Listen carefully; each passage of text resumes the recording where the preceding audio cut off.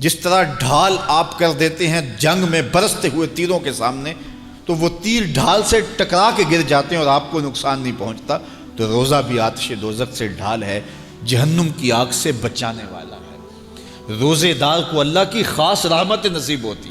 ایک حدیث میں آتا ہے کہ للصائم فرحتان، فرحۃ عند فطرہ و فرحۃ عند لقاء ربہ۔ روزے دار کو دو خوشیاں میں نصیب ہوتی ہیں۔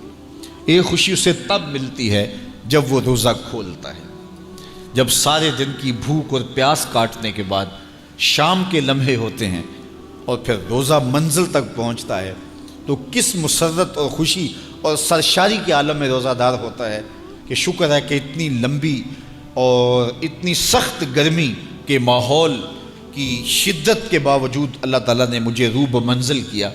تو اس وقت ایک احساس اس کے ساتھ جڑا ہوتا ہے، اور پھر جب وہ ٹھنڈا اور میٹھا مشروب اپنے کام و دہن میں ٹپکاتا ہے اور وہ ٹھنڈا میٹھا مشروب اس کی رگوں کو تر کرتے ہوئے معدے کی طرف بڑھ رہا ہوتا ہے، اس کی زبان بولے نہ بولے دل اللہ کا شکر ادا کر رہا ہوتا ہے، اس کا ایک ایک عضو بدن رب کا شکرانہ ادا کر رہا ہوتا ہے۔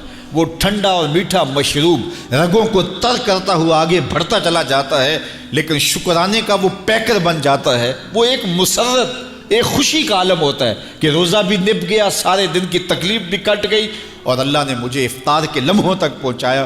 فرمایا روزے دار کو ایک خوشی تب ملتی ہے جب وہ روزہ کھولتا ہے، وَفَرْحَةٌ عِنْدَ لِقَاءِ رَبِّهِ، اور دوسری خوشی روزہ دار کو تب ملے گی جب روزے کے صلے میں اللہ اپنا دیدار عطا فرمائے۔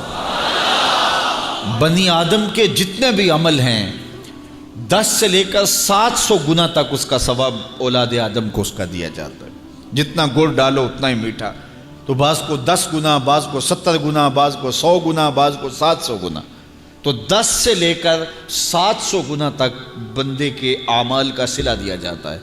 لیکن میرے حضور نے فرمایا لیکن روزہ جو ہے اللہ فرماتا ہے وہ میرے لیے ہے اور اس کا اجر میں خود عطا کروں۔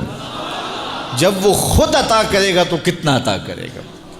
سخی اتنا بڑا ہو تو پھر کیا عطا کرے گا؟ بلکہ بعض نے اس کو عجزی بہی کی بجائے کہ فرمایا کہ الصوم لی وانا اجزا بہی، اس کو اجزا پڑھا ہے بصیغہ مجہول کہ روزہ میرے لیے ہے اور اس کی جزا میں خود ہوں۔ باقی اعمال کی جزا جنت ہے، جنت کی نعمتیں ہیں اور بہت کچھ ہے، لیکن روزے کی جزا میں خود ہوں۔ اور جس کو وہ خود مل گیا پھر جنت میں مل گئی، جنت والا جو مل گیا پھر جنت بھی مل گئی، جنت کی نعمتیں بھی مل گئیں۔ تو روزہ اللہ کی خوشنودی کا ذریعہ ہے، اس کی رضا کا ذریعہ ہے۔ تو خوش نصیب لوگ روزے کی برکتیں حاصل کرتے ہیں۔ اور ایک روایت میں آتا ہے جب رمضان المبارک کا آغاز ہوتا ہے اللہ اہل ایمان کو، اپنے بندوں کو محبت کی نظر سے دیکھتا ہے، اور اللہ جس کو محبت کی نظر سے دیکھ لے پھر اسے کبھی عذاب نہیں دے گا۔ اللہ اکبر۔ تو یہ روزہ دار کے لیے اللہ کی کرم نوازیاں ہیں، اللہ کی رحمتوں کے اجالے ہیں جو اس کے اوپر برستے ہیں۔ تو میں اور آپ اس ماہ انور کو، اس ماہ نور کو اس طرح سے گزاریں کہ ہمارے اندر کے پاپ دھل جائیں، ہماری غلاظتیں گناہوں کی مٹ جائیں، ہمارا سینہ صاف ہو جائے، ہم اہل ایمان کے لیے کشادہ دل ہو جائیں، ہمیں جو ہے وہ جھوٹ سے، تکبر سے، بخل سے، ریا سے اور دیگر امور بد سے اجتناب کرنے کی عادت پڑ جائے۔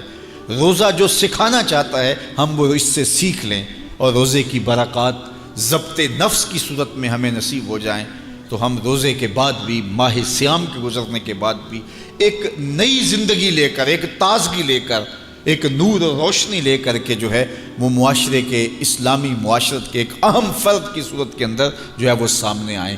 تو اللہ اس ماہ صیام کی برکتیں ہمیں نصیب فرمائے۔ ہر سال مہینہ آتا ہے، گزر جاتا ہے، ہم پورا مہینہ بھوک کاٹتے ہیں اور پھر وہاں کے وہاں ہی کھڑے رہتے ہیں، تو پھر ہمیں سوچنا چاہیے، لیکن اگر تبدیلی آتی ہے تو پھر شکریہ ادا کرنا چاہیے۔ آج کی اس تاریخ میں ہم عزم کر کے اٹھیں کہ ہمارا یہ ماہ صیام ہماری زندگی میں ایک سنگ میل ثابت ہوگا، اور ہم ایک نئے بانکپن کے ساتھ، نئے عزم کے ساتھ یہ مہینہ گزاریں گے، اور ضبط نفس سیکھیں گے۔ اس مہینے سے اپنی آنکھوں پر پہرے بٹھائیں گے، اپنے خیالوں پہ قابو رکھیں گے، اپنی سوچوں کو آوارہ نہیں ہونے دیں گے، اپنی زبان سے ایک جملہ بھی غلط نہیں نکلنے دیں گے، نہ جھوٹ، نہ بہتان، نہ گالی، نہ سب و شتم، نہ شکوہ، نہ غیبت، نہ چغلی، اپنی زبان کو کنٹرول کریں گے، کیونکہ بہت سارے گناہ اس زبان سے ہوتے ہیں۔ لقمہ حرام سے اپنے آپ کو محفوظ کریں گے، اپنی آنکھوں پہ شرم و حیا کے پہرے بٹھائیں گے، اور یوں ایک پورا مہینہ جب ہمارا گزرے گا تو ضبط نفس کی جو عادت ہمیں پڑ جائے گی اس کو ہم بعد میں کام میں لائیں گے، اور پھر چند ماہ ایسے گزر گئے تو پھر ہمیں سرور بھی نصیب ہوگا، زندگی گزارنے کا لطف بھی آئے گا۔ اگر کوئی شخص یہ چاہتا ہے کہ اس کو عبادت میں سرور نصیب ہو تو وہ اپنی نظر کو غیر محارم کو شہوات سے دیکھنے سے محفوظ کر لے، اس کو سجدے میں سرور آنے لگ جائے گا، سجدے میں لطف آنے لگ جائے گا۔ اگر ہماری نظر ناپاکیزگی کا شکار رہتی ہے اور نظر جو ہے وہ طاہر نہیں رہتی، جلوت میں ہو یا خلوت میں، تو پھر ہمیں عبادت کا سرور کبھی بھی نصیب نہیں ہو سکتا۔ تو عبادت کا اپنا ایک لطف ہے، عبادت کا اپنا ایک چسکا ہے، ایک مزہ ہے۔ دیکھیے، آپ فروٹ کھاتے ہیں، پھل لیتے ہیں تو اس کا ایک سرور ہے، مشروب لیتے ہیں تو اس کا ایک سرور ہے، کھانا کھاتے ہیں، مختلف جانوروں کے گوشت کا اپنا الگ الگ ذائقہ ہے۔ تو جس طرح مختلف کھانوں کے ذائقے الگ ہیں، مختلف آوازوں کا تاثر اور ذائقہ اور لطف الگ ہے، اسی طرح عبادات کا بھی لطف ہے۔ سجدے کا الگ مزہ ہے، قیام کا الگ مزہ ہے، رکوع کا الگ لطف ہے، پھر اس کی کیفیات الگ ہیں۔ سجدہ گھر میں کریں تو لطف اور ملتا ہے، مسجد میں کریں تو لطف اور ملتا ہے، کسی صالح امام کے پیچھے نماز پڑھیں تو لطف کچھ اور ملتا ہے، اور اگر پیشانی کو حرم کی زمین مل جائے تو پھر لطف کچھ اور ملتا ہے۔ اسی طرح آپ کے دیگر اعمال، روزے کا ایک لطف ہے، ایک سحری کا لطف ہے۔ یار سحری اگر آپ اکیلے کریں تو اس کا مزہ اور ہے، کسی ہوٹل میں کریں تو اس کا لطف اور ہے، اور چولہے کے پاس بیٹھ کے ماں کے ہاتھوں سے پکی ہوئی چپاتیاں کھائیں اور سحری کا لمحے ہوں اور تہجد گزار ماں کے ہاتھوں سے پکے ہوئے پراٹھے کھائیں تو پھر سحری کا لطف کچھ اور ہے نا، سرور اور ہے۔ اچھا، آپ کو اپنے مرشد کے ساتھ بیٹھ کے شہد سحری کرنے کا موقع مل جائے تو اس کا لطف کچھ اور ہے۔ اسی طرح افطاری کا مزہ ہے، گھر میں کریں، دوستوں میں کریں، کسی صالح شخص کی صحبت میں کریں، لطف اور ہے۔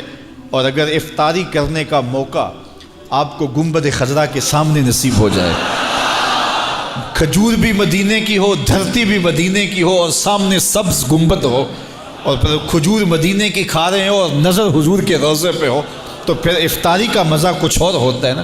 تو ہر عمل کا ایک لطف ہے، ہر عمل کا ایک سرور ہے، ہر عمل کا ایک حظ ہے۔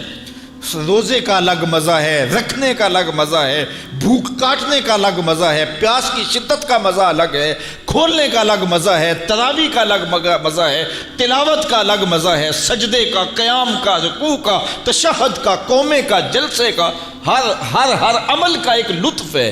لیکن لطف نصیب کب ہوتا ہے؟ جب آپ کی نظر پاک ہوتی ہے۔ جب نظر پاک ہوتی ہے تو پھر ہم، نظر پاک نہیں ہوتی تو ہم ٹکریں تو مارتے ہیں لیکن عبادت کا سرور نہیں آ رہا ہوتا۔ سبحان ربی العالی جب بندہ پکار رہا ہوتا ہے، پیشانی بھی سجدے میں، اس کی ناک بھی سجدے میں، اعضائے بدنیاں بھی سجدے میں، اور ادھر سے پکار رہا ہے سبحان ربی العالی، مالک دیکھ کائنات میں مجھ سے نیچا کوئی نہیں، تیرے سے اونچا کوئی نہیں ہے۔ تو پھر سرور کیوں نہیں آئے گا، لطف کیوں نہیں آئے گا؟ مالک کی دہلیز پہ پیشانی رکھ کے رو رہا ہے، آنسو بہا رہا ہے، تو کیوں سرور نہیں آئے گا؟ لیکن یہ سرور تب آئے گا اگر نظر پاک ہوگی۔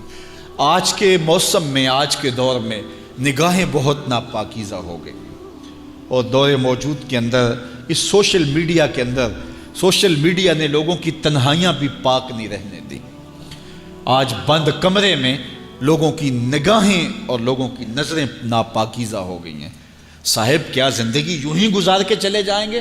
ہم یہ سمجھتے ہیں کوئی دیکھنے والا نہیں، کوئی تو ہے جو دیکھ رہا ہے، کوئی تو ہے کہ جو ہمارے ایک ایک عمل کا محاسبہ کرنے والا ہے، کوئی تو ہے جو ایک ایک عمل کا وزن کرے گا، اور قیامت کے دن ترازو پہ سارے عمل تولے جائیں گے۔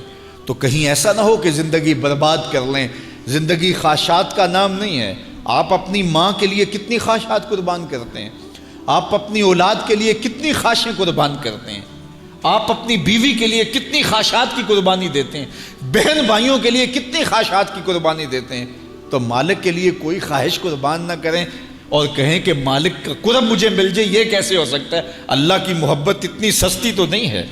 یہ دنیا دار سے پیار کریں تو اس پیار کی بھی قیمت چکانی پڑتی ہے، کسی سے پیار کریں تو اس کا بھی کوئی آپ کو جو ہے وہ اس کی بھی قیمت دینی پڑتی ہے۔ تو اللہ کی محبت اور اللہ کا عشق اور رسول اللہ کا عشق کوئی اتنا سستا تو نہیں ہے کہ اس کی کوئی قیمت نہ دینی پڑے۔ اپنی خواہشات کی گردن پہ چھری پھیرنی پڑے گی، اپنی تمناؤں کو قربان کرنا پڑے گا، اپنی خلوت کو بھی پاکیزہ رکھنا پڑے گا، اپنی جلوت کو بھی پاکیزہ رکھنا پڑے گا۔ اور یہ روزہ سکھاتا ہے ہمیں، روزہ ہمیں سکھاتا ہے۔ ہمارے صوفیاء ایک مراقبہ کرتے ہیں اور اس میں وہ یہ مراقب ہو کے بیٹھ جاتے ہیں اور یہ سوچتے ہیں کہ میرا اللہ مجھے دیکھ رہا ہے، اور جب یہ احساس ان کے ساتھ جڑ جاتا ہے ہر وقت کہ میرا اللہ مجھے دیکھ رہا ہے، میں اس کی نگاہوں میں ہوں، تو پھر گناہ کرنے سے گریزاں ہو جاتے ہیں، چونکہ یہ احساس گناہ کرنے سے بندے کو بچاتا ہے۔ اور میرے حضور نے بھی ارشاد فرمایا، جب جبریل امین نے پوچھا کہ حضور احسان کیا ہے، تو حضور نے فرمایا کہ احسان یہ ہے کہ تو اللہ کی عبادت اس طرح کرے کہ تو اسے دیکھ رہا ہے، اور اگر یہ کیفیت نہیں ہے تو کم از کم یہ کیفیت ہو کہ وہ تجھے دیکھ رہا ہے۔ اور یہ اگر پوری زندگی میں پھیل جائے تو گناہ کرنا مشکل ہی نہیں، محال ہو جاتا ہے کہ میرا اللہ مجھے دیکھ رہا ہے۔ یہ نور، یہ چیز انسان کی زندگی میں گناہوں سے بچانے کا مؤثر ذریعہ ہے۔ آپ نہیں دیکھتے کہ 7ویں کوٹھڑی میں جب سارے دروازے بند کر کے بت کے اوپر بھی موٹا کھیس ڈال کے زلیخا بولتی ہے تلک یوسف اب تو آ جاؤ نا، اب تو کوئی نہیں دیکھ رہا، اب دروازے بھی بند ہیں۔ اس نے اپنے بت کے اوپر بھی کھیس ڈال لیا اور حضرت یوسف کو پکار رہی ہے، جوانے راہ نہ ہو، شباب کی جولانیاں ہوں اور حسن قدموں میں بچھنے کے لیے خود بےتاب ہو، ہاتھ جوڑ کے حسن خیرات مانگے جوان اور شباب سے، تو پھر اپنے جذبات کو کون قابو میں رکھے گا؟ لیکن جناب یوسف کیا بولتے ہیں؟ قال معاذ اللہ، کہ میں اللہ کی پناہ میں آتا ہوں۔ تو دروازے بند کر کے لوگوں کی نگاہ سے چھپ گئی اور اس پتھر کے مجسمے کی بے نور آنکھوں سے بھی حیا کرتی ہے اور کھیس ڈال لیا۔